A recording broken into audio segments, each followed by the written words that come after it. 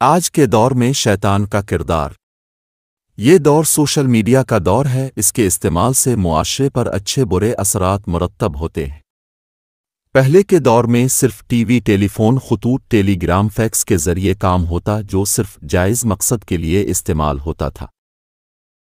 دنیا کی آبادی جیسے جیسے بڑھتی گئی اور ترقی ہوتی گئی، مختلف ایجادات ہوئی، ویسے ویسے شیطان کے وار بھی بڑھ گئے، جیسا کہ موبائل فون، نیٹ، فیس بک، واٹس اپ، انسٹاگرام، یوٹیوب، یا یوں کہیں سوشل میڈیا کا بیجا استعمال کا چسکا بڑھتا جا رہا ہے۔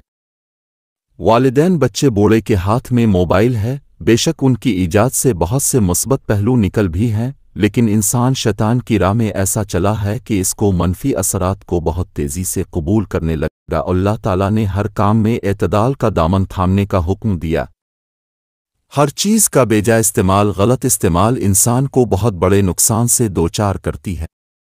یہاں بھی انسان کے ساتھ یہی ہوا ہے۔ اس کے استعمال میں شدت انسان کو گمراہ کر رہی ہے اور انسان ایک دلدل میں پھنستا جا رہا ہے، یوں بے حیائی بھی پھیلتی جا رہی ہے۔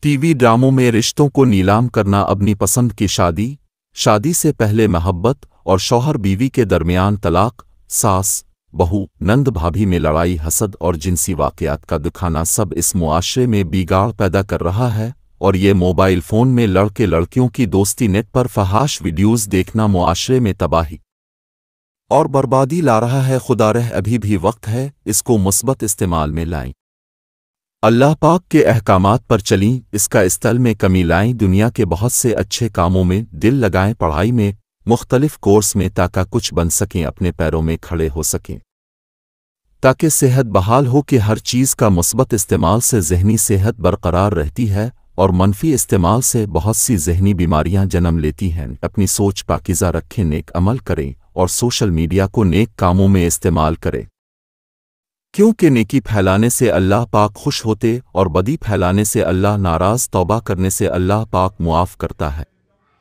اللہ تعالیٰ کے پیارے بندے بنے، جنت کے طالب بنے، نہ کہ بھٹک جائیں اور اللہ پاک کی ناراضگی مول لیں، جہنم میں جانے کا سبب نہ بنے۔